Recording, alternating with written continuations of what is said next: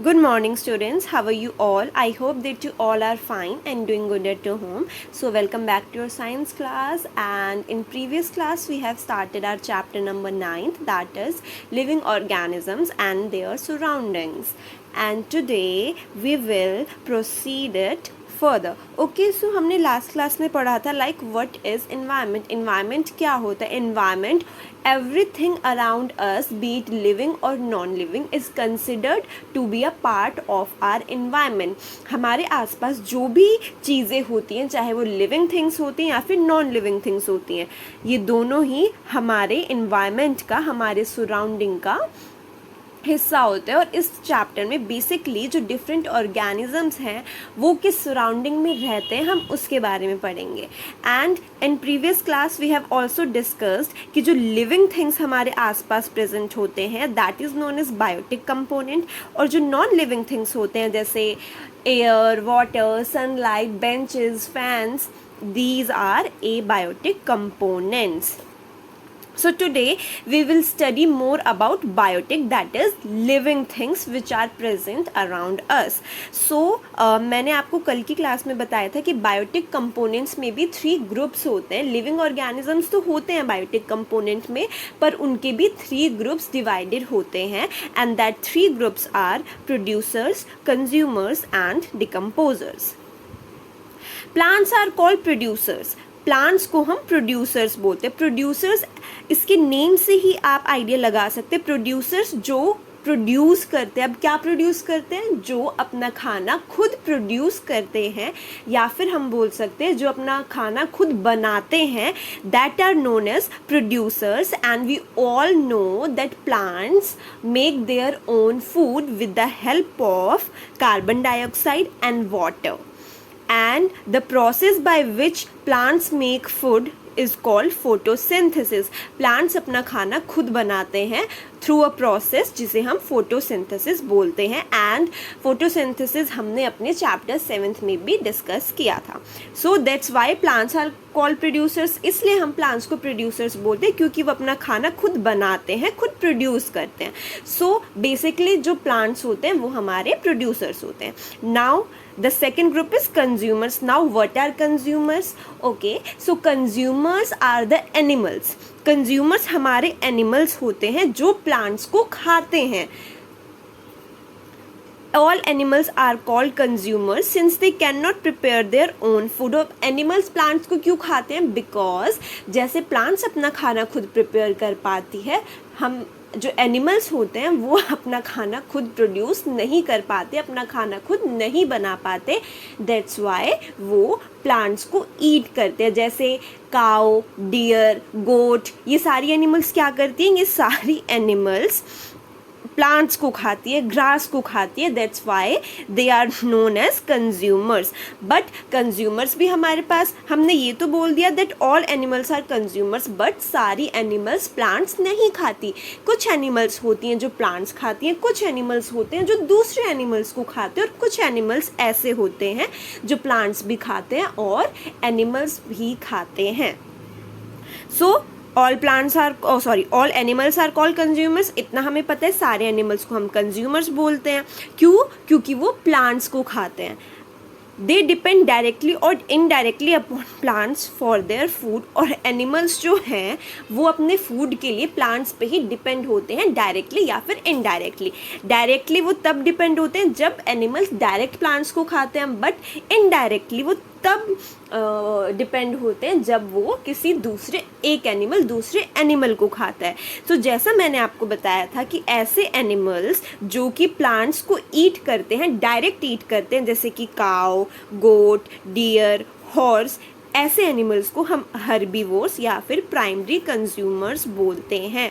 I am repeating, ऐसे animals जो directly plants को ईट करते हैं such as cow, goat, deer, horse, these animals are known as herbivores और primary consumers. Second, ऐसे animals जो दूसरे एनिमल्स को ईट करते हैं such as tiger, lion, wolf, hyena, ये क्या करते हैं? Eat flesh of other animals. Flesh means meat. ये दूसरे एनिमल्स को ही ईट कर जाते हैं. ऐसे एनिमल्स को हम कार्निवोर्स या फिर सेकेंडरी कंज्यूमर्स बोलते हैं. नेक्स्ट, अब ऐसे एनिमल्स जो प्लांट्स भी खाते हैं और एनिमल्स भी खाते हैं. एनिमल्स जैसे peacock, sparrow, bear, human being. You have to focus in this human beings भी ऐसे लिविंग ऑर्गेनिज्म है जो प्लांट्स भी खाते हैं और फ्लैश यानी मीट भी खाते हैं. तो ऐसे एनिमल्स जो प्लांट और एनिमल्स दोनों खाते हैं उन्हें हम बोलते हैं ओमनीवोर्स.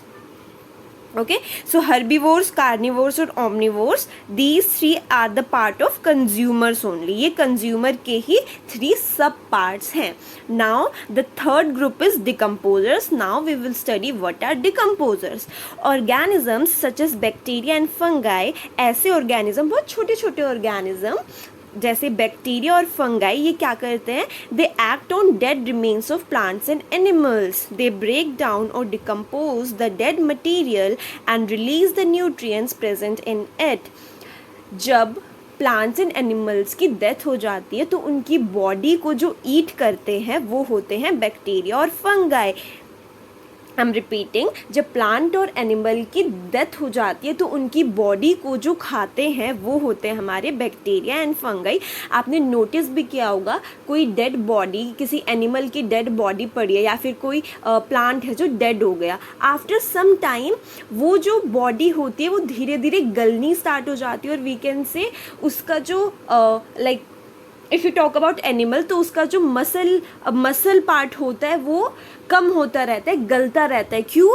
क्योंकि बैक्टीरिया और फंगाई उसको ईट करते हैं, उसको डिकम्पोज करते हैं. बेसिकली बैक्टीरिया एंड फंगाई क्या करते हैं?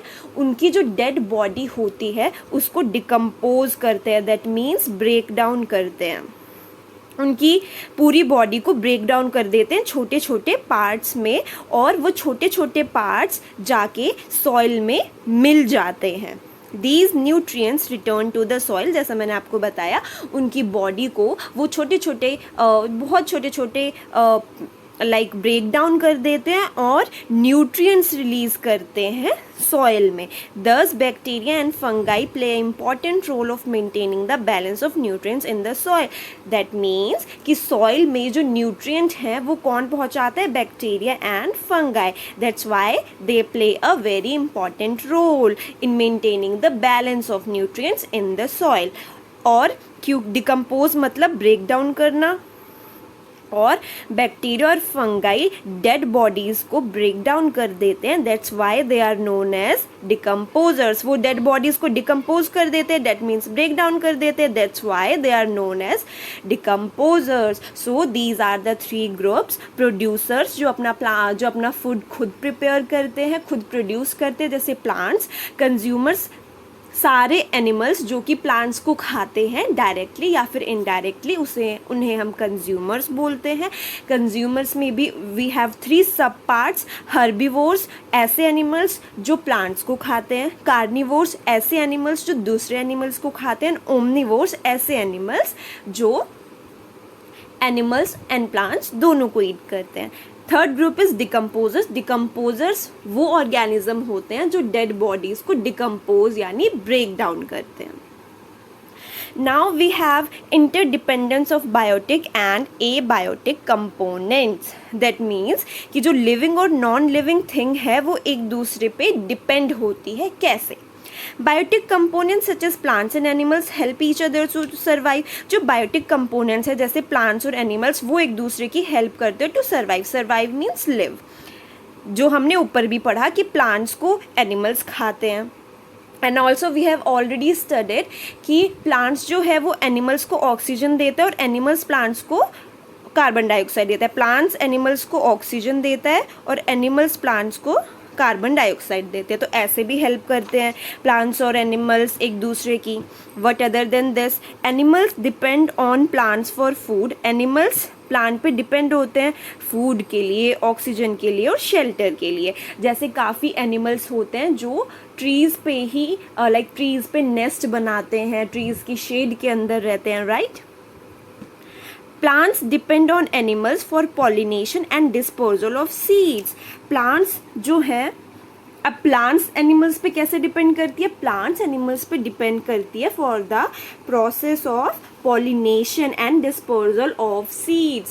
Dispersal of seeds is transfer of seeds, क्योंकि प्लांट खुद तो मूव कर नहीं सकते और उनकी सीड कैसे मूव करेंगे? फिर एनिमल की हेल्प से. एनिमल हेल्प करते हैं उनके सीड को ट्रांसफर करने के लिए from one place to another. These helps plants in reproduction. The excreta of animals and their body remains add nutrients to the soil. और जैसा मैंने decomposers का रोल बताया था, द एक्सक्रीटा ऑफ एनिमल्स, जो एक्सक्रीटा जो वेस्ट मटेरियल होता है एनिमल्स का, वो क्या करता है? वो भी न्यूट्रिएंट प्रोवाइड करता है सॉइल को. दैट मीन्स सॉइल में जो न्यूट्रिएंट्स गए हैं उसी सॉइल में फिर प्लांट की ग्रोथ होती है. सो दैट्स इन दिस वे जो वेस्ट होता है एनिमल्स का, that is useful for the growth of plant. एक एनिमल ने वेस्ट मटेरियल अपना डिस्चार्ज किया, that waste material will release nutrient in the soil. उस वेस्ट मटेरियल से न्यूट्रिएंट आ जाएगा सॉइल में. अब ये जो न्यूट्रिएंट है सॉइल में, इसी में प्लांट की ग्रोथ होती है. The abiotic factors, if we talk about non-living things now, so they also affect the biotic factors. अब वो living thing को कैसे हेल्प करते हैं? For example rice grows well in warm and wet climate. अगर हम राइस की बात करें, हमें एक प्लांट या फिर क्रॉप्स, राइस क्रॉप्स हमें ग्रो करनी है, तो उसकी भी एक कंडीशंस होती हैं कि वो ऐसी जगह पे ग्रो करेगा जहाँ पे वार्म और वेट क्लाइमेट होता है, जहाँ पे गर्मी हो थोड़ी एंड प्लस क्लाइमेट भी, बारिश भी वहाँ पे अच्छी हो. As a crop requires plenty of water. अब राइस क्रॉप को प्लेंटी ऑफ वाटर चाहिए, राइट? अब वाटर कौन सा फैक्टर हो गया? वाटर हो गया abiotic factor. Plus soil, soil भी अच्छी होनी चाहिए, फर्टाइल होनी चाहिए, तभी हमारा राइस क्रॉप अच्छे से ग्रो कर पाएगा. हेंस वाटर और सॉइल जो कि एबायोटिक फैक्टर है, ये दोनों हमारे राइस क्रॉप जो कि एक लिविंग फैक्टर है, बायोटिक फैक्टर है, उस पर डिपेंड करता है. राइस इन दोनों बायोटिक फैक्टर, इन दोनों एबायोटिक फैक्टर्स पे डिपेंड करता है. So in this way abiotic and biotic factors are interdependent on each other. So this is it for today. I hope that you all have understood. Thank you. And also this is a checkpoint given, so you have to do this in your science notebook, science book. Thank you.